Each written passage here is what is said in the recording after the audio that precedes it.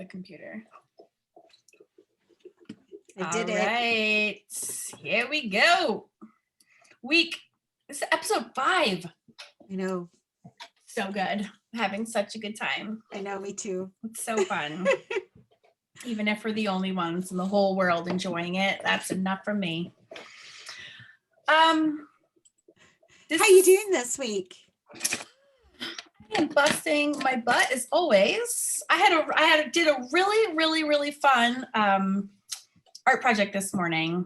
Really fun one. I did. Was it for our special project? It was not. It was actually for my mixed media students. If listeners don't know, Lucy and I are both actually working artists, and we both own online art schools, and we both run memberships for our students. So we're always making fun art lessons for our students. I just had this urge to like just tear paper and like do like a ton of collage. Is that an anger thing? Yeah, I think it was. It's been a little it's just been a little stressy. All my kids are home on vacation this week, but we're also still kind of trapped inside. We're like half of us are half vaccinated, and so we're still and our house is getting painted. There's just a lot like in flux and a lot of unusual activity. So yeah.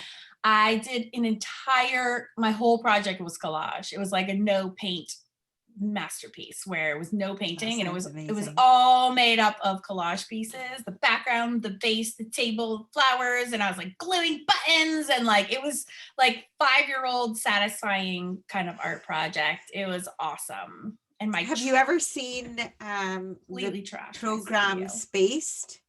No, it's a classic British comedy. I think it was filmed in the very early 2000s, but it's got a very 90s vibe to it in that kind of way. It's got the guy who was in Shaun of the Dead is in it. I can't remember his name. I don't know what that is. It's a comedy film, Shaun of the Dead. Not heard of that. Anyway. I'm sorry. So in Space, they're like a flat share, and there's a guy in the basement who's an artist. And when they first meet him, they're like, "What kind of art do you do?" And he's in his room with his canvas in front of him, and he just does this whole like pain, fear, emotion. Nice. And I always think of that one. That was me today. Yep, that was me. And we're just tearing paper. It was Throw it at the satisfying. Yep. And I was like using music sheets from like books. Like some lady, I used to teach kids, and she's like, I don't want all of these music sheets to go to waste. Can you use them for collage? I'm like, yes, I can. But she gave me like a huge pile. Oh, and sorry about the noise. My dog is that Maggie eating something? She's shredding a Chex Mix bag that I think she fished out of one of my children's rooms. Oh, so, Maggie. Sorry, she's out of my hair, so I just let her do it. And yeah, so anyways, I was like tearing through like whole books, and that's like normally so blasphemous. But when you're doing art, so you're like, yes, just like tear out the middle page of a book. It was awesome. Thoroughly enjoyed my cat, by the way, is always in the background of my art lessons, and the number of times I have to apologize to my students and say, I'm really sorry, but that funny noise that you hear is my cat eating in the background, because all you can hear is this kind of slurp, chew noise. So cute. Oh man, Savvy. And then he meows and he wants out, and I go, oh, for goodness sake, and I have to get up and let him out. And then that's gonna be me in 5 minutes when she just realizes she's starving. Animals. But anyways, so many. They're so amazing and they so worth it. And so worth it, but they are, but also pains in my ass. But I wasn't gonna say it, but that's right. But it's true. I'm nervous about this week. Are you? Why?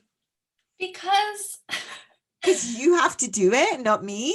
Well, that normally wouldn't scare me, but there's so much involved. Like, so I'm covering the Finfolk But I've never heard of them. But there's so much to them. It's like there's a little, but there's a lot. There's just someone or generations of people have put so much thought and energy into this race of what must be real. Of course. Underwater sorcerers. It's really amazing. And so I'm worried I'm not able to cover it all. I'm going to forget some important pieces. That's why. If you think about what is lurking under the sea, and even now with all of our amazing technology that we have, that we can go down and see what all these weird sea creatures that no one's ever seen before because they live so far down. In the days that they wrote about Finfolk, they must have really been wondering what strange things were living in the water that they couldn't see. And maybe there are Finfolk. Maybe they are. Well, and not only that, but those seas they're freezing. So they're and they're like just relevant to the Orkney Islands. How many islands? Really? Yeah. So it's also such a specific like yarn that has been, spun over the centuries, like just a very specific place. And what I forgot to look up, do you know, because Orkney Islands, how many Orkney Islands are there? I was laughing because I am pulling a face of how the hell do you expect me to know that? And I've had all this time to prepare and I didn't look up that one thing, but now I want to know actually how many. I don't know. Google it. I'm doing it right now. I'm sorry. I feel remiss that I need to. But do you know something? I have actually never been to Orkney. It's somewhere that I would love to go. Orkney and Shetland. So when all of this nonsense which isn't nonsense, but all this nonsense is over and it can actually go further than 5 miles from my house, I'd love to go up there on holiday. Oh my gosh. I think you should come to Scotland and we could go to Orkney and Shetland together. I would do that in a heartbeat. Do you know this? I'm so glad I looked it up. There's 70 islands. 70 that make up the Orkney Islands. They're tiny though. They are tiny. Right? And they are tiny and no trees. And no only trees. 20 of them. I don't know why I'm holding up a 2. Peace sign. 2. Like, this is somehow here, 20. That looks a bit rude. Don't do that. I forgot. That's for the UK. That's a different symbol for the US. I'm so sorry. I'm just effing off all my UK listeners. Sorry. Only 20 are inhabited. Okay. Which is still 20 seems like a large number. So I bet that some of them are, I don't know, I'm saying I bet, not I know. I'm betting, I'm guessing off the top of my head that some of them might just be super tiny islands that don't even have anything on them. Yeah, I'm sure. And it does say even to drive around the biggest mainland island, it takes no longer than 45 minutes. Yeah. So it's tiny. It's a really underpopulated part of Scotland. It's really small. In fact, so much so that, I am going to apologize right now to anybody listening from Orkney and Shetland because I always get them muddled up, even though I know which is which. I do know which is which. Shetland is the one that is super, super, super far away, super far away, and has a lot more to do with Viking culture. I might be right about Orkney. No, I think you're right, because Orkney is only 10 miles away, which isn't that far off of the Scotland mainland. Actually, I don't know if this is true of Orkney, but I know it's definitely true of Shetland. But you're just going to say it anyways. Oh, so good. What were you going to say, Lucy? What's this fun fact? They're so underpopulated that if they need to get specific hospital treatments done, they have to fly to Aberdeen Hospital because they don't have, that wasn't that fun a fact. That was just something That just seems like common sense. That's just what happened. Come on, in other parts of the world, you wouldn't fly someone like hours away. No, that makes sense. That would make sense if they don't have that. That doesn't sound crazy. It's really small, and I don't know what the population is, but and if you go back, please don't listen to any rubbish. Everything I just said is out of my bum. But even so it says the Orkney Islands are roughly 10 miles off the north coast of Scotland. But if you go back a few centuries, a 10-mile boat ride in your little tiny boat, it's going to be, you would have been quite isolated. Freezing all year round, right? Like it's always cold. Trees. I'm sure it's always choppy. Now, are there no trees there because the Vikings went and chopped them all down? Because I don't know. Because when I was in Iceland, they literally, there's no trees either. And we're like, why there's no trees? They're like, because when the Vikings came around the year 1000, they literally chopped down all the trees and used them for all of their boats and everything. And then that's why there's no trees in Iceland. So I was wondering if that's the same. That is quite interesting. Yeah. I would love to find that out. I do know some people that are from Orkney. I'll have to ask them. But that could be the case. I thought it was something to do with the climate, but it could be because of the Vikings. I don't know. Well, I'm Googling it right now. Our whole podcast is going to be me Googling facts. We are so well researched in advance, guys, that we make sure that we know everything before we speak to you about it. So I'm not Googling anything. We don't need to Google halfway through just to check our facts and make sure that we're not speaking. Well, it does say that by 3500 BC, Orkney had seen a decline in forest cover because it was originally open forest and woodland. Okay.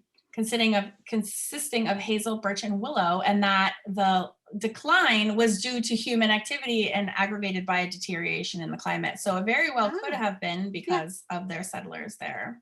Oh, see, and it says here, right, the Orkneys, like Iceland, which I just said, thank you, had forests and woodlands. Oh, wow. So, I didn't know that. Look at me, my big brain. I know. I thought that they were always a pretty treeless part of Scotland, but the Vikings were no joke. Did you know? Oh, I think I already talked about this. How the Vikings, when they settled Iceland, that Icelanders can still read ancient Viking texts because their language is literally unchanged. That's crazy. Fascinating, right? Yeah.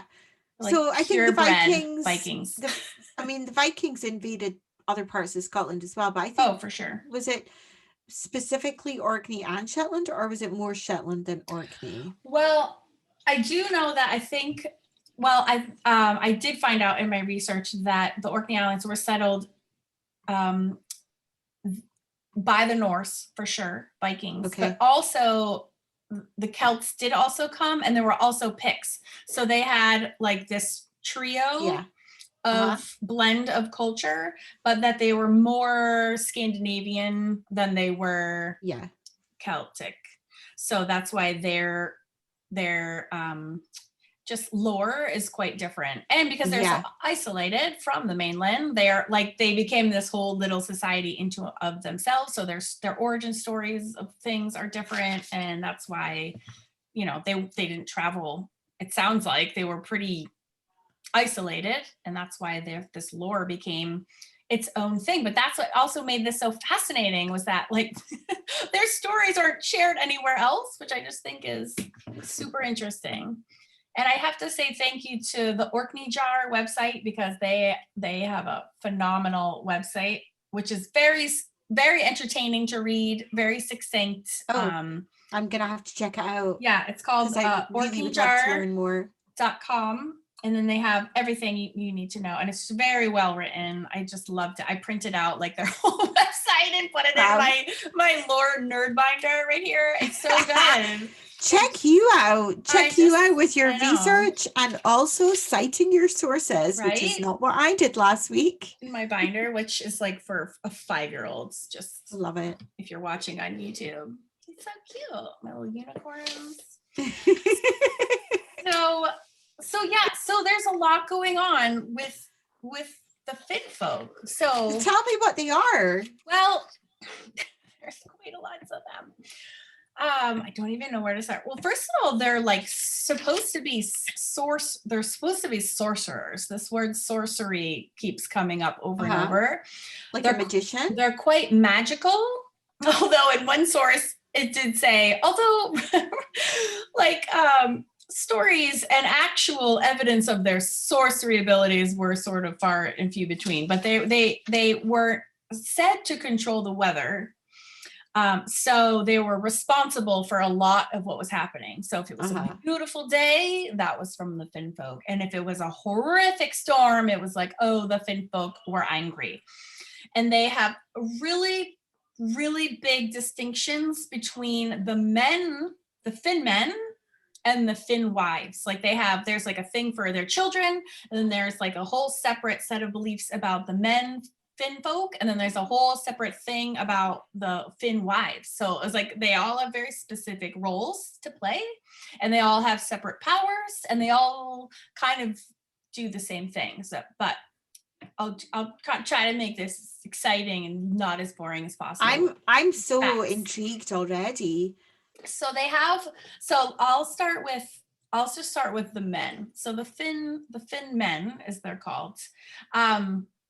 They're kind of dour, mean bastards, I guess you would say. Is that because they live in like the north of Scotland where it's cold and rainy and all the time and they've got no trees? Well, they don't really have any excuses because they have like this underwater ridiculous kingdom. So I'm not really sure what they're so sour-faced about, but they're supposed to be very lanky and very ugly with a very dour and sad face. Like most Scottish castle portraits. You said it, not me. There are some handsome Scottish men. There are some. But they did not live near the castles. They didn't live near the castles and they weren't alive in the 18th century. And they were super mean bastards. And they were very strong and they were very magical. So they were said to be spotted. They could like row from the Orkney Islands to Iceland or the other nearby islands in like 7 strokes. Like 1, 2, 3, 4, 5, 6, 7. Fast. Yeah, super. How far is it from Orkney to Iceland? Do I need to Google that too? No. No, just guess you it. Google it. We won't know. It's 500 miles. No, I have no idea. We won't know. Nobody. See, I believed you when you said that, so I was so gullible. I don't know. I literally don't know. Oh, I hope no one can hear my kids in the background. I have no idea. Usually they're like swearing obscenities at each other as they play video games. So, so they were they're really, really territorial. So like if there was fishermen and they were out fishing and they happened to be in their territory, like the currents would start going, the weather would go crazy, and they were trying to like abduct, they would try to like kill the men because they were in their territory. So they're super territorial, rough, and like murdering, not good. So oh my really goodness. Super scary. Can I just tell you something? Yes. It says that the distance between hang on a minute. This is wrong because it says Orkney is located in South Africa. That's not right. Not that Orkney. Yeah, because it said it was 6,800 miles. That's not right. You're not a good Googler. We'll find out. I'll find out later. Re-Google. I don't think it matters. I feel like I'm missing something. It's telling me how far it is. Google Maps is telling me how far it is between Orkney, the island of Orkney, yes, and Iceland, the supermarket. Oh my god! Iceland, the supermarket somewhere else in Scotland. Iceland, the supermarket in Lossiemouth. It is 189 miles, which is 5 hours driving, which is quite clearly not the answer that we're. It might not be the same one. There's, in case you don't know, Karen, over here there's a food shop called Iceland. Oh, I did not know that. I'm going to shut my door while you're Googling that because I hear my children.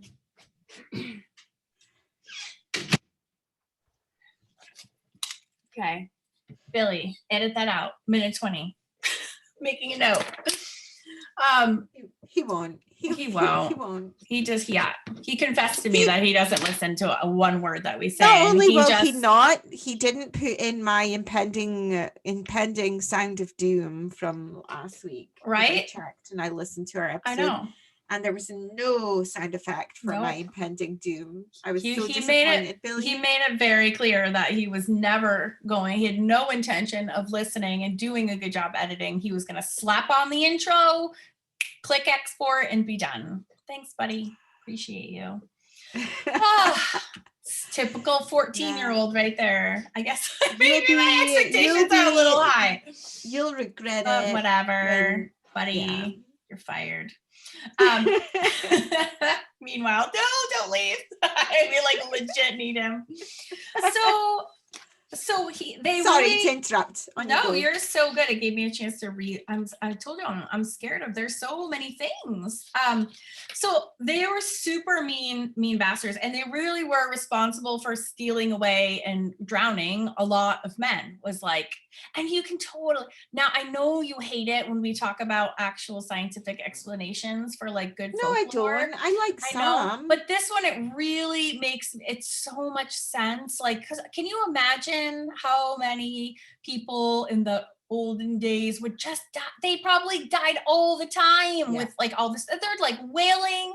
They're like in these super choppy seas. I'm sure there were people dying so dangerous, literally all the time. And so they had to come up with these like, you know, like explanations of like what is happening, right? And I'm sure they probably saw like men from other, like probably other explorers. They would like maybe spot one in the distance one day that was from, you know, the Scandinavian countries, and they were like, or one of the other 70 islands that they didn't know about, right? Even though there's 70, and you know, just like their mind goes to these places, I'm sure like it makes actually so much sense. But what I love about the Finfolk is that they just, their imaginations, I feel like, didn't stop. It was like, oh, then they're married to these Finn, and then they have a whole thing, and then their Finn children. Like they just kept going. It with was the story, like a which medieval. I have a lot of when were they talking that. about this? Was it like in they died off when Christianity came. Okay, so like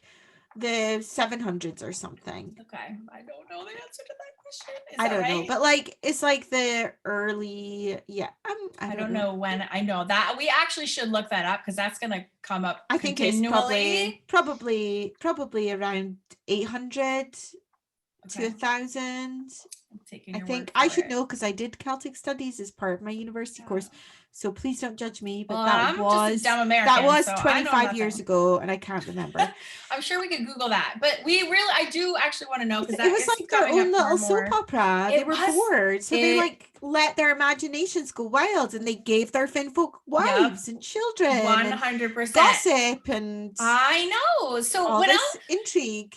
And what else is there was cool? No TV to keep them occupied. There was just people dying every day. Netflix. So this is pre-Netflix, weirdly.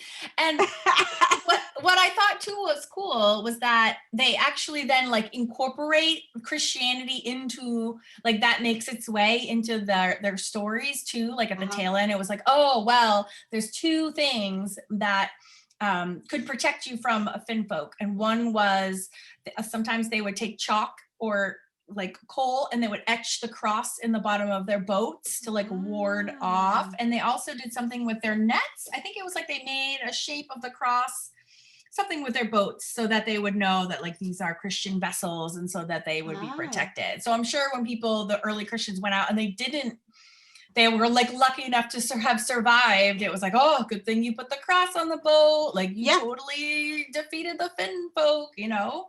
And then the other way that they were said to ward off the Finfolk, and this is sort of interesting, I would love to know where this came from, is that they they were like obsessed with silver. silver coins and any kind of silver. So if you were in a boat and you were afraid that something was chasing you or was going to get you, or the weather was turning, and so word off the Finfolk, you could throw silver into the ocean and they would be so blinded by their love of silver, there would be just, you could like lose them by distracting them with dropping your silver. It was just silver. It wasn't gold. It wasn't anything else. Do you think that was a precursor to the whole, maybe it's not connected at all, but there is that whole thing of dropping in coins into water to like make a wish or ask for protection. Have you heard about that? Of course. Yeah, absolutely. That's definitely and like going to these like ponds or wells and dropping coins in, and I wonder if it's connected. I just did a quick Google. Apparently Christianity came to Scotland for the year for about 400, so like 5th century, but I don't think it would have come all the way up to Orkney by then, because that was Iona. That was like St. Columba and Iona, so it's like on the west coast of Scotland. So I bet it was much later in Orkney, but again, I don't know. Well, and then these tales would have been passed down orally, and that's what's so hard about the Celtic myths and legends, is that the Celts were renowned for not writing anything down. Everything was an oral tradition. And so ironically, it was the church, it was the Christian like priests who came in and took over, and they heard the stories, and it was those guys that wrote down all the Celtic could be stories. Twisted anyway. So it's absolutely. You might have seen it as being something really evil when it might not have been, or whatever, and like changed it and twisted and like, oh look, Christianity, the cross is gonna win, right? Like, who was writing that story down? Because there's actually so much of previous traditions, not just in Orkney or in Scotland, but in other countries as well, that were incorporated into Christianity. I mean, Christmas, Easter, it's all from mishmash, a mishmash of pagan beliefs and all the different things that were incorporated. So you don't really know what was stolen. It wasn't about stealing. I think it was more about incorporating the previous traditions, because by doing that it was a lot easier to get those people on board. 100%.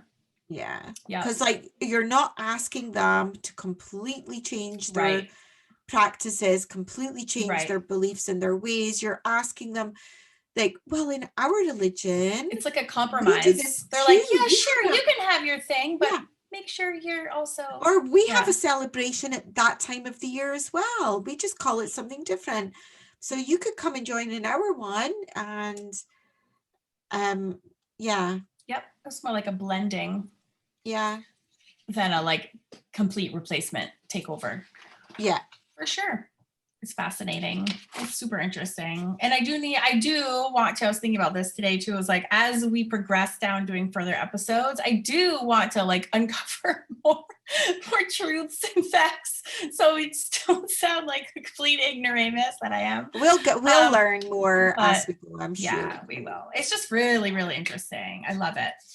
I love all of it, and I'm happy to be a slow learner and kind of eke out one new fact per episode so we can last a long time. We don't want to burn out the facts in episode 5. Nothing left to talk about. But I just love this whole thing. So the Finmen. Oh, here it is. Yeah. So in the situation, it says a cross would be cut into the line sinker and marked with chalk or tar on the hull of the boat, ensuring that no Finman would come within a half a mile.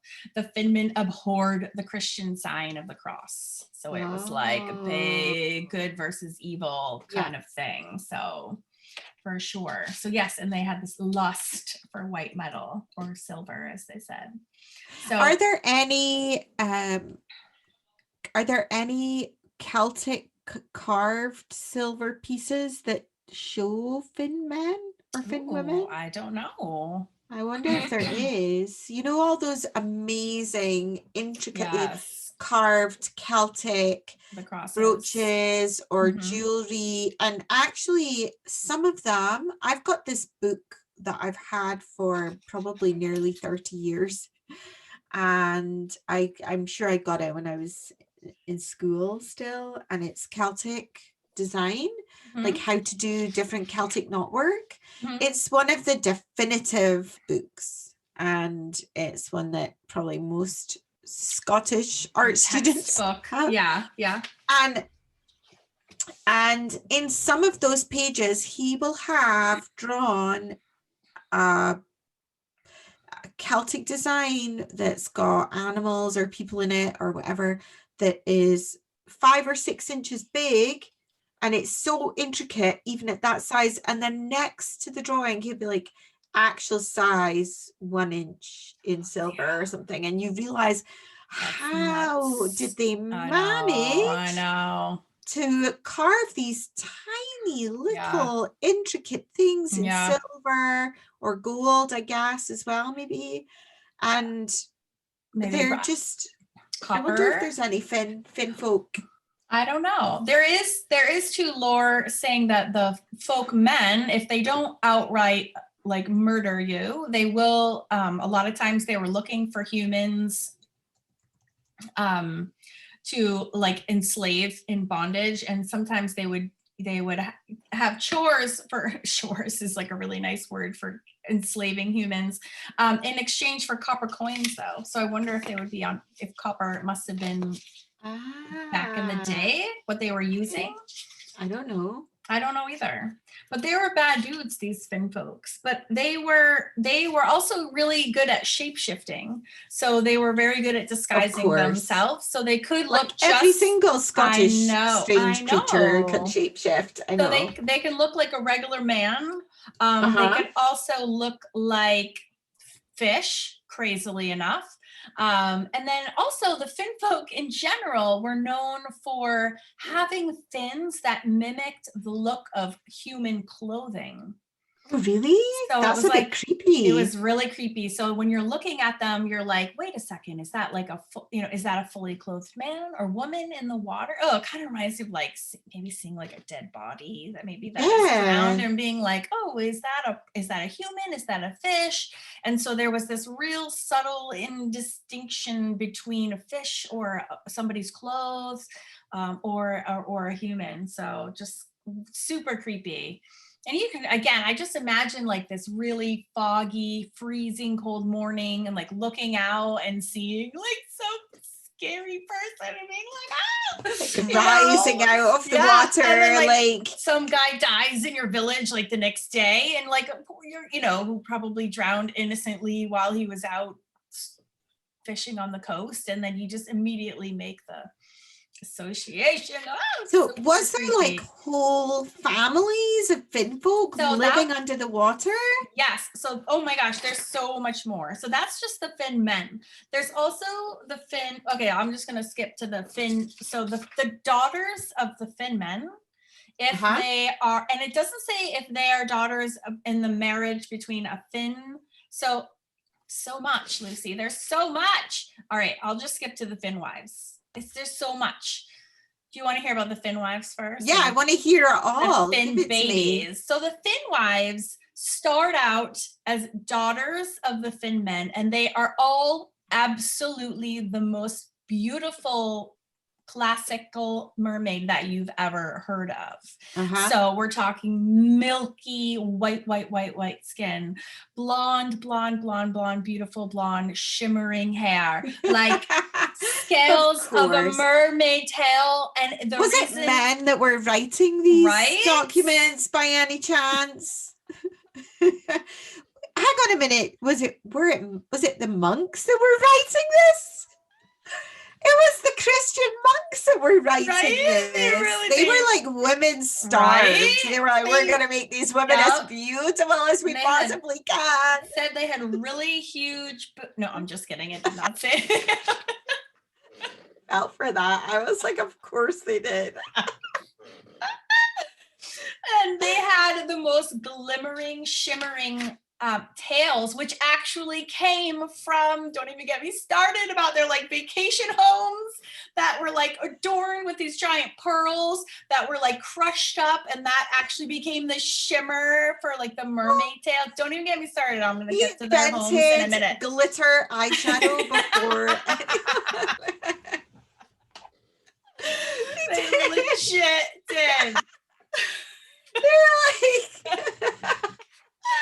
like we don't care whether we're in 500 AD, right? We could get this thing that would be like crushed and it would put glitter on you. They basically invented like Barbie is what they invented.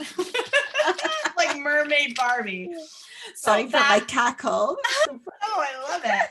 So yeah, so these mermaids were like beautiful, but they had like an MO, which was this was the deal, and it was a very, very like straightforward. They had to capture a male human husband because there were major consequences if they didn't. And that is, if they did not marry a human male in time, and they were forced to marry and mate with a Finman of their own species, they would lose all of their magical powers. And this is even worse, they would lose their beauty. Oh my goodness. Not only that, but they lost their beauty in increments of 7 years. So like the very so they aged basically like most women do. Consequences. My favorite part is the first 7 years they would start. Oh my God, I gotta read it. It's so funny. It was like, it's a very, very specific timeline of agingness that occurs. Do you know what's so strange? What? Is that I thought that actually like scientists said that every 7 years is when like your body like regenerates and renews itself. Yeah, I've actually heard that as well. I've also heard that if you have like 7 years before you bear children, it's like your body acts as if it hasn't, maybe this is TMI for this podcast, but like your body, if you haven't born a child before, if there's a 7-year specifically gap between children. Wow. Fun fact. What happens if you have one and then you never have any more? Well, nothing. You don't have any more. Your body like reverts back. I think it reverts back. I'm sure that's not true. Actually. You're a virgin is what happens. So yes. Okay. Oh, here it is. I found it. This is from the Orkney Jar. Love, love, love this website so much. So according to Orkney folklorist Walter Trail Dennison, this is documented now, that during the first 7 years of marriage to a Finman, the mermaid would gradually lose her exquisite loveliness. During the second 7 years, this is my favorite one, she became no fairer than a mortal woman, so pretty ugly. Oh my goodness, who wants to look like a mortal woman? You better not marry a Finman. And in the third 7 years, the mermaid degenerated into an ugly and repulsive Finwife. Which is oh my goodness. Yep. And then they get so ugly, they become a Fin hag, which is like, I feel like I'm at that stage already. Which is a whole That's just called being over 40, surely. Well, if you think of a marry plus, that's like plus, what's 3 times 21 years? Yeah, it's about 40. It's about 41. So sexist to me. I feel like these guys are writing this and they're like writing this like all these beautiful women, but if you marry one of us, like you're gonna go downhill and you're gonna get ugly. I know. You're gonna start aging and you're gonna start like. But they did, but that was a great explanation for why like the younger guys would like the sons of the older fishermen, if they were the ones that fell off the boat and drowned during the fishermen excursions, it was like, oh, the mermaids are like, they are looking for their mates, like they're looking for the young, handsome. So it's like so sad, actually. I hate that. So, and then there's a whole thing about, the Finwife. Now they say that the Finwife stories may be a combination of a few different. Oh, my dog farted like 5 minutes ago, and it still smells in here. Okay, just had to get that I'm out. so glad I don't have Oh, smelly business sweet. all the way from America to Scotland. I'm so sorry. I can't smell. Oh, it's just really distracting. Okay. So, so there was this whole thing about hags, and I just wonder, so the author of this amazing website was saying that they think there may be a few different tales, because there's a whole thing about hags who were sent to the mainland to go live amongst the humans, because they're ugly and they're old and they're already married, right? So they're not stealing anyone anymore, but they're actually going and living amongst the humans. And these Finn hags were well known, and they had to describe themselves basically as foreigners, like people that weren't from Orkney. And I'm just wondering, like, this just sounds fascinating. And this sounds like truth. Like, these women, maybe they were cast-offs from other islands. Like, maybe they were, for whatever reason, and they wind up, and these Finwives were really renowned for their skills in doing good things for people. So they were known for like curing diseases in men and in cattle. And it's like a bit like a witch. It is a bit like a witch. And so they became really invaluable members of the community once they were like basically like proven themselves in their little society. And practicing her infernal arts, they call it, with quotes. So it's very witchy, like. Yeah. So you have these older, ugly, it's not such a coming, bad thing to be an older, right, and they prove themselves. person. But then they also have like consequences. It's like or these tales are so ornate. It was like so crazy. It's so they go on and on. It was like if they don't prove themselves invaluable, so that means they're Finn men who are waiting for them at home in their palaces. I'll get to that in a minute, because that's a whole thing too, was that if they're not sending home enough, like if they're not working hard enough on land to earn that coveted silver to send back to their spouses underwater in one of their, not one, but two amazing vacation homes of the Finfolk, then she might get beaten. Like there's like these dire consequences. So she has to go and like prove herself to be valuable, or else she'll get beaten and yes, she's expected to send silver back to her avaricious husband beneath the waves.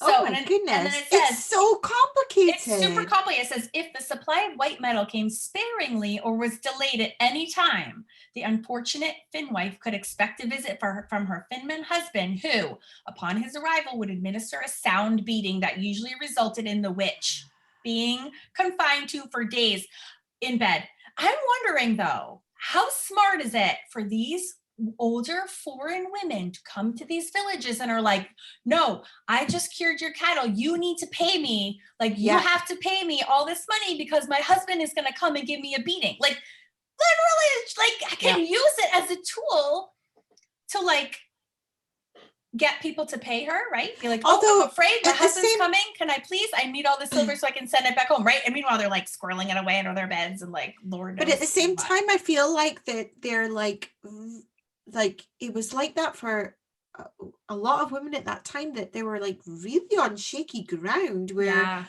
they would exert some control or some independence or some strength, and then it would kind of go like tipped over the edge and people wouldn't like it, and then they would get accused of being supernatural or a witch or cursing, and then they were like very quickly put in their place by imprisoning them, killing them, whatever. And so it's like a really dangerous, like, which way are you going to go? Are you going to exert that you've got this power, but if you exert it to the wrong person, or you say the wrong thing, or you curse the wrong person, or something actually happens that's a complete accident that wasn't even anything to do with you, but because of the times that they lived in, they thought, you know, that that cow in that field over there dropped down dead, so it must be your fault. Right. And then all of a sudden you find yourself killed. Yeah. Well, and not only that, but like, they have this expectation that these foreign women are going to come and do something great, right? Yeah. So like when good things happen, like that cow does get better, they're like, oh, that's great. She did her witch magic and it worked. Yeah. And then God forbid it doesn't work. Then they're like, oh, witch, dead, bye. Like, what a precarious, like we're happy for you to perform your magic as long as it's advantageous to us and it gives us something. But if you perform your magic and something goes wrong and it doesn't work, then goodbye. Like, here we go with the dunking stool. Yeah. I know. In the water for you. I just toss, or they send them back home, right? Go back to your Finfolkaheem. Let's talk about that. Oh, I want to hear about that. I want to hear about, is it called cribs? I want to hear about the Finfolk cribs. Is that what it's called? That show about people's houses? Yes. That's hilarious. Let's have a tour around the Finfolk cribs. Okay, so the Finfolk have not one home. They have two homes. They have their ancestral home. This is my favorite word of all time, which is Finfolkaheem. Like, I love that. Right? And I feel like that should be the name of a band. I wonder if it is. Right? That would make such a good band name. I know. So just so you know, okay, Lucy and I are actually creating an art book right at the moment. I am so creating Finfolkaheem for our book. Oh yeah. It's going to be amazeballs. Okay. So it's their ancestral home, and it is like a legitimately true and amazing magical paradise. It's a paradise, Lucy. It's the most beautiful place that you've ever seen in your whole entire life. It's made out of coral, and it has these like I don't want to quote, or maybe I do want to quote. I just love how the Orkney jar does a beautiful job of describing the whole thing. Okay, I'm just going to quote from this website. It's amazing. Towers. It's so much. Okay. Lit by the phosphorescent glow of the sea, Finfolkaheem was decorated with swaths of draped curtains whose colors shifted like the ever-changing shades of the merry dancers, meaning the aurora borealis. Yeah. Towers of glistening white coral spiraled upwards, encrusted with pearls and precious gemstones. I cannot wait to paint those. The kingdom was so rich that giant pearls were littered everywhere, often ground up by the merfolk to provide the powder that was scattered over the mermaids' tails to give them their sparkling sheen.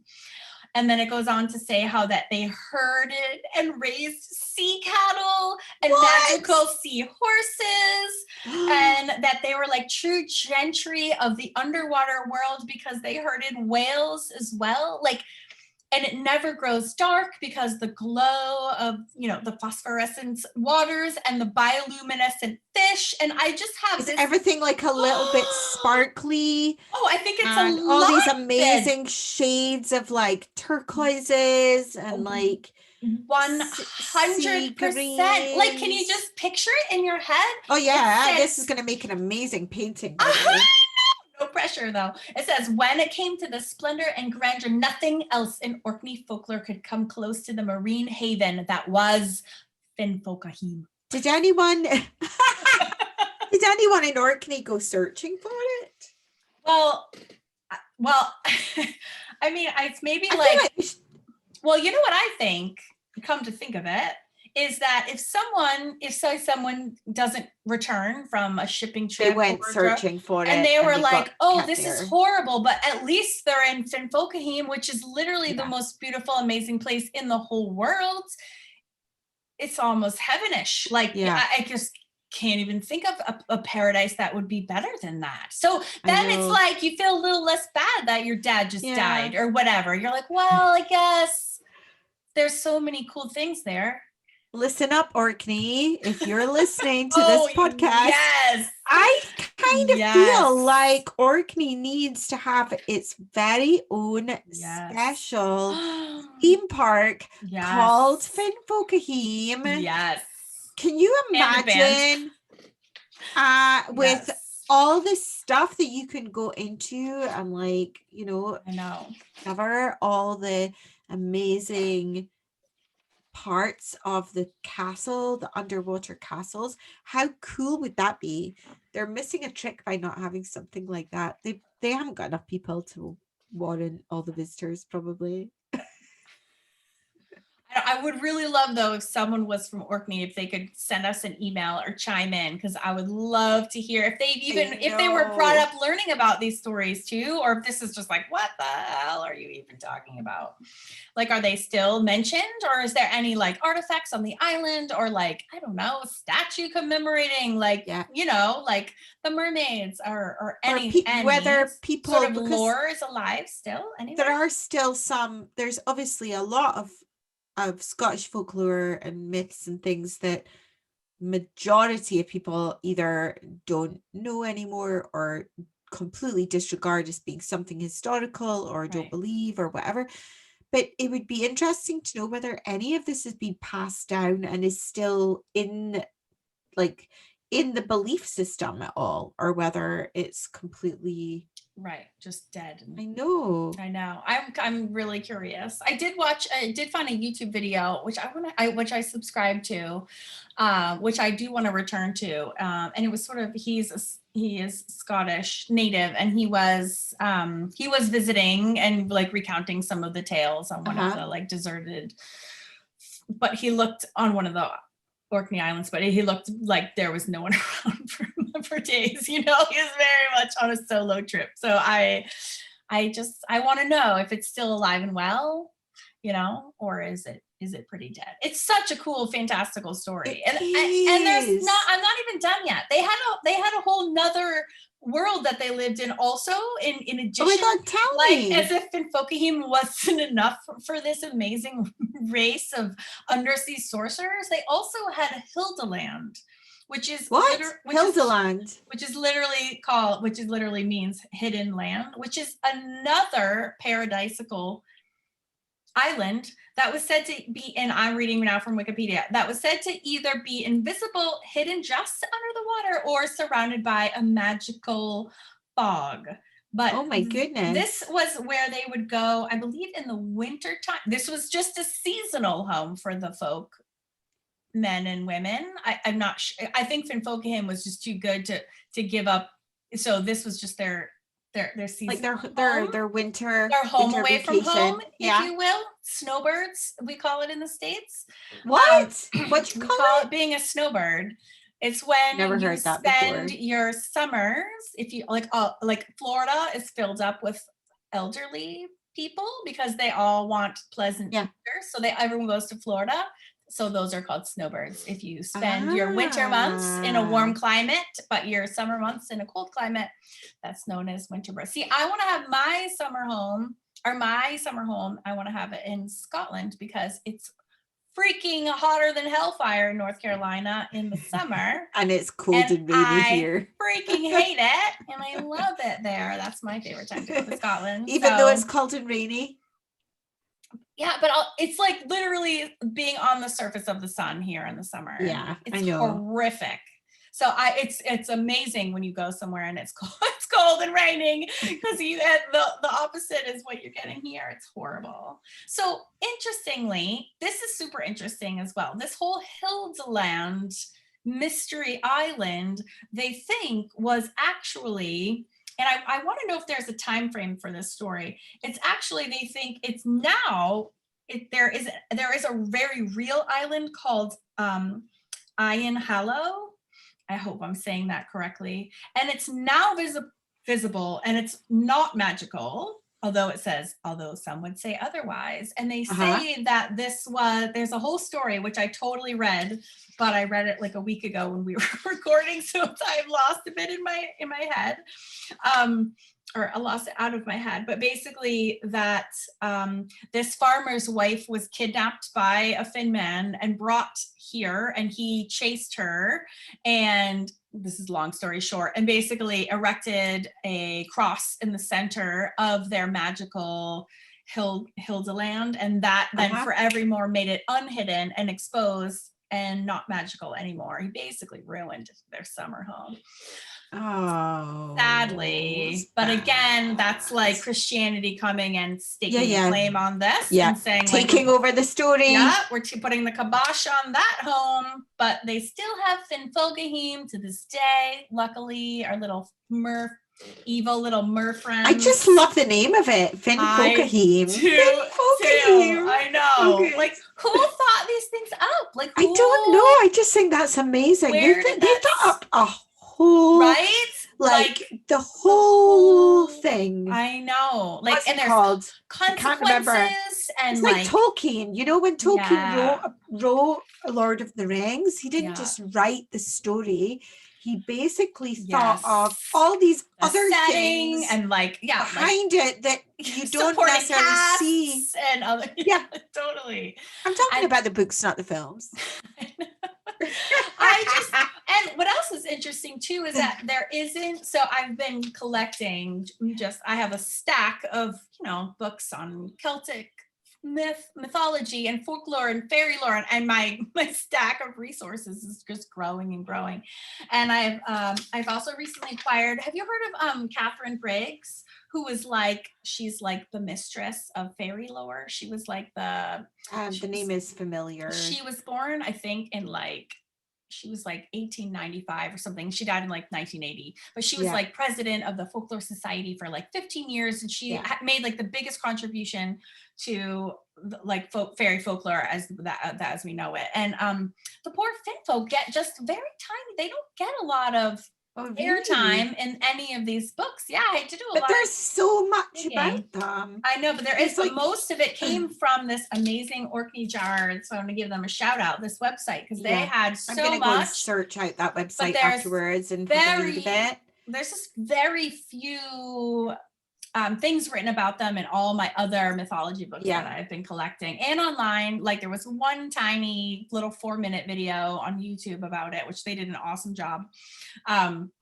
But so it's just interesting. Like it's exciting and satisfying to take these little whispered about things that are not getting a lot of attention anymore. They're gonna die out. So I'm happy to like help maybe we can bring some of these stories back. I'm now obsessed. I've got this image in my head of this whole magical kingdom underneath the sea with fully formed families and second homes and like animals and I know, and like whales with like bridles on them and like pearls the size of boulders, and they would be sitting, mermaid so they would have like an oyster shell that's open with a cushion inside and pearls. It's like the 100%. That my imagination starts getting. It's literally like Mermaid Barbie. Like I can see the Mermaid Barbie in the big plastic package with the big clam shell. And is there actually a Mermaid Barbie?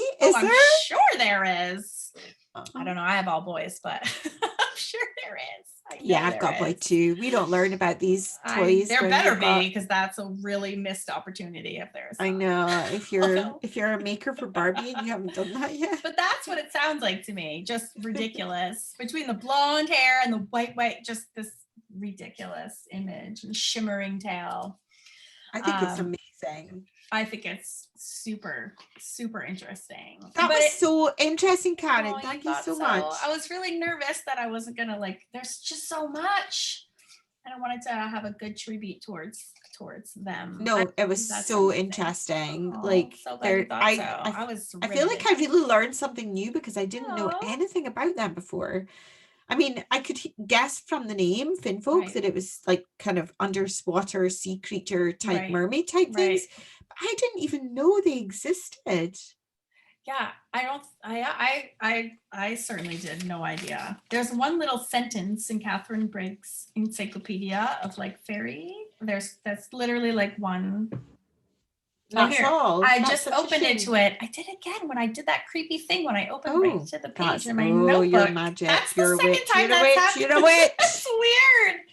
All it just says is that it's literally 2 sentences. It just says, a particularly Orcadian type of fairy being, Finfolk are sea fairies who have a human form but can live easily underwater. And then it's just 2 more sentences. That's but I was like, all? that does not Nothing give them about any. Finfolkaheem. It just says, like other types of fairies, Finfolk were said to live on a magical, otherworldly island. No mention of Folklore, which is amazing the best name ever. I know, of our band that we're going to start, to steal humans and to be averse to Christianity. I don't think there's any fairy that's not averse to Christianity. I know. Anyways, she was missing a trick. So I cannot wait to do a full-on painting of Finfolkaheem. Yeah, I haven't decided what medium to use. I feel like watercolors is like a natural towards that, but a big ass canvas though, like maybe just a full-on painting with big old bold acrylic paints might be amazing. Sparkle Mod Podge.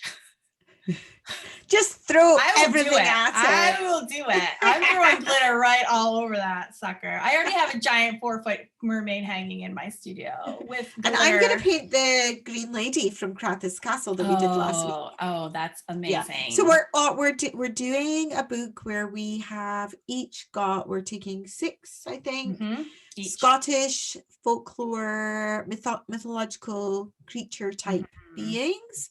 And we're obviously painting them or drawing them and doing step-by-steps how to do these. Yes. So a lot of the ones that we're choosing are ones that we're covering in these first few episodes of the podcast. Yes. Because should we give them the list? Should we give them the list of what will be in the book? Yeah, go for it. If I remember them all, I'll see if I can remember them. You might have to fill in my books. We've got Kelpies, and we're doing horse Kelpie, a woman Kelpie, and a male Kelpie. In human form, woman and male in human form. Unicorns, changelings, which is what I think I might do for our next episode. I started reading about them. They're so interesting. I did a fairy queen already. She's ready to go. Green Lady of Krathis. Oh, I'm doing the big cat. What's that big black cat? Sith? Baba? Yes. No. I don't know. You just get all quiet. But like take a little minute of silence and then in your brain Google what it is and imagine that I'm saying the name of it. I like how you sidled up to your microphone to like your listener. Sharing a little Google it. We know nothing. What else are we doing? I know I'm missing one. I'm doing a witch because I really want to do Isabel Gowdy, which I think is also going to be an upcoming episode at some point if you don't know about her. I was going to say, don't go and look because then you'll know more than me and then you'll spend the whole podcast getting my facts wrong. But she's a super interesting character. I do want to do like a mermaid who is like a Finn daughter. Yeah, I think you need to do a Finn person. The backstory is just too good. Yeah. It's a little cliche to do a mermaid, but then it's like such an integral sort of a genuine story. Plus there's going to be Finfolkaheem's going to be in there. And so you have to have somebody live in it. You've got to have a Finfolkaheem and a Finfolk person. Yeah. And I almost want to do one of the ugly Finn men, but maybe just have him in the painting, not teach him because no one's going to want to paint an ugly Finn dude. But like secretly, I might have to do one on the side. Volume 2. Yeah, we might have a second volume. There's a lot of mythological creatures. And there's so Selkies fun. Is another one. Oh yeah, you already did that one. That's right. Yeah. Yeah, there's a lot. And speaking of books, I have a lot of published art books, but Lucy and I have been whipping out a lot of really fun fairy lore related art journals as well. They're not art journals. They're just notepads and journals and dream diaries, which are all on Amazon. Like cute little, not quite blank because the pages do have stuff in them. Here's an example. But they are mostly blank pages, so you can fill them in yourself. And then there's some like pictures of things. This is the castle one that I'm showing on YouTube right now. Yeah, that's my favorite, I think. Is it? So far. Well, out of the ones that I got my hands on, but there's obviously ones that I haven't got yet here. I like them because you can write and draw on them, but also I do find that the images are just super inspiring. Like it gets me in the like medieval mood. Do you know what I mean? Like it's especially, I don't know, we're like still hanging on to the end of COVID. I'm still kind of trapped up in my house. And I think that's why the podcast is so fun and like freeing, because it kind of like helps you imagine another world, takes us back in time. Like that, for me anyways, like that's why I love this podcast. It's like taking you out of your reality and your sort of boring, dull reality, and letting your imagination go and thinking about all these fairy folk tales, strange stories that were so real for people, but they were also real for these people for like hundreds of years. So it's like, let's just take a minute out of our lives and pretend, like, let's pretend these were really real for real people for like a long time. Let's just like nod to that for a minute. Yeah. It's so much cooler than doing laundry, which is like really what I'm supposed to be doing you do now. laundry? Oh I don't know. I'm not very good at that. Much laundry. Can I tell you a funny thing that happened today? Yes, I would love to. So it's April 1st when we're recording this. And of course, I forgot that it was April 1st. I do this every April 1st. I go on Facebook in the morning and I forget that it's April 1st, and I see something that I think super cool and I repost it. And then afterwards I realize it's an April Fool's joke. So gullible. And someone, you might not have seen this, Karen, because it was doing the rounds through all my Scottish friends, but someone posted this, like someone from like a graphic design company posted that they were super excited. So the name of the company was, if you want to find them, is Bramble Graphics, and they posted that they were super excited because they had just finished completing a selection of Doric, northeast of Scotland, road signs, especially for this area. So they had if you go to Wales or Ireland, sometimes the signs have the English and the Welsh, or the English, and so they have that in Scotland too, by the way. They have them. But they've done Doric ones. So it was like Doric bilingual road signs. Actually, I read this thinking, this is such a cool thing. I hope this is real. And then I realized it's an April Fool's joke. No way. So they've got the 20, like the 20 miles an hour road sign, and they've got 20 miles an hour, and underneath, instead of 20's plenty, which is what they normally put, it said 20's plenty, which is like with an eye instead. Looks kind of funny. And then then it's for the road sign that is let oncoming traffic go first, that kind of one, when you've got narrow roads like we have here in the UK. Oh my God, they're like death streets. Yeah, it says underneath, let other folk ging first instead of let other folk ging first. And it's all in cute Doric. And I really hope that somebody actually does these road signs, because I totally fell for it. I thought they were real. I was like, that is so cool. Oh, that would be cool. I reposted it, and then I realized that I was an April. Oh, they even got you to repost. They're like, sucker. Because so for the like roadworks one, it says, sorry for making you hang a boot. What does that mean? Every time you speak in Doric, I just think you're saying things in English, but weird. Yes. Say it again. Yeah. Sorry for making you hang a boot. That means, see? What does that say? It's like sorry for making you hang around, because it's roadworks. Sorry for making you hang a boot. Oh, got it. See, it's like almost, but not quite English. It's so confusing. Maybe that made me think of you and our conversation the other week, because there's one that says fit like. Welcome to historic Bumpshire. No. Now I'll know what that means. What episode was that? Was that 2? I think it was episode 2. So episode 2, which is the one about the red cat goblins. No one has listened to that, and I just have to tell you, come and listen to it. It's so funny. Some of the funniest schnizzle goes down in that episode. So I know that you're not interested in murdering goblins, but seriously, it is funny. The start of that and the end of it is hilarious. But hang on a minute. The talk about murdering goblins is so interesting. It is interesting. I didn't know anything about that either. Yeah, and it's not on and on like the Finfolk. It's like a one. That wasn't on and on. It was quarter. Super interesting. I thought it was super interesting. I cannot wait to paint Finfolkaheem. I'm dying. I'm gonna do it tomorrow. And when we decide to put our band together, right? We're gonna name it Finfolkaheem. I feel like it deserves to be like a mural. That's how much and how big I want to do it. Maybe, oh my God, I actually have like a 3-foot square canvas. You could actually do a whole book on Finfolkaheem. We honestly could. I literally could. Yeah. It deserves its own book. It's so good. Yeah. And I just want to do one of the really ugly dudes with like thin fairy clothes, like shape-shifty, like what is that? Is that a man or is it a fish? I can't tell. Like, what does that look like? I can see it. Cloth, like kind of transparency. Oh, the imaginations of these people were just so good. I wonder how much of it was like ale induced.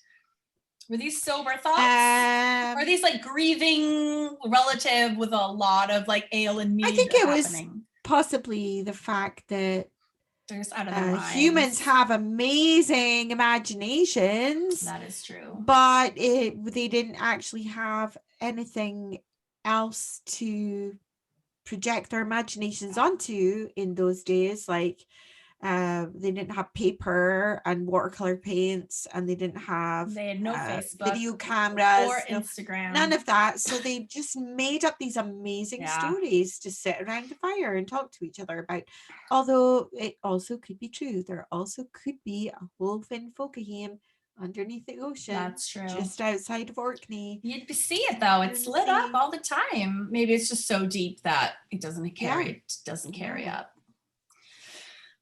Things to dream about. See, you can write about that in your Celtic Castle Dreams book. You can. I started a mermaid one last night. Just saying. But I had to like force myself a little stop. Obsessed. I was like, you need to stop and go get some get some rest. All right. Well, I think that wraps up this episode. I think it does. We have all of our information about our YouTube channel, how to hang out with us on Instagram. If you are from Orkney or from anywhere in Scotland and you have a cool story to share with us, please send it to us. We want to see pictures. We want to see video. We want to hear your story. All of that's on our website, which is just onescot1not.com. Super easy. Letter one. Yeah. I'm sorry, not letter one. Number ones. Yeah, number 1, Scott 1, not. It's easy to find. We would love to hear your stories. Yes. And once we have quite a few put together, we're going to read them out in a listener story episode, which would be super fun. And if you're a little bit embarrassed, you could change your name or just go anonymous. Nobody will know who you are, and you don't need to make a fool of yourself like we do. Yeah. You can just pretend your identity. Yeah. Not, which is smart. If you liked our episode, please, I don't know what it does, but you could leave us a review. Supposedly it does really great things. So if you want to leave us a 5-star review, we would not be sad about that. Yeah, we would love it. We'd be very grateful to you. You're the one listener. We appreciate you. It was my mom. No, actually, my mom doesn't want anything. My mom doesn't listen. My mom wouldn't know how to find a podcast, and I'm not sad about it. Right? They know well enough to stay clear of our weirdness. But seriously, huge love, and we'll be back. Oh my gosh, episode 6. You'll be up for that, Lucy. Do you have any idea what you're going to cover? Yeah, I think I'm gonna. Well, I think I'm gonna check into changelings. Oh, okay. That's awesome. Yeah, it's super interesting. All right. I'm super excited to hear about it. All right. Well, that's bye for this week. And we'll see you next time when we have a schedule as well, which right now we don't. So when we go on next time, you'll know what our new schedule is. My 14-year-old chastised me up and down today for not having a podcasting schedule. So we will get on that for sure. Yeah. But thank you for listening, and we will see you next time. Bye. I always am scared to push the stop button on Audacity. I know, me too. I always think I'm gonna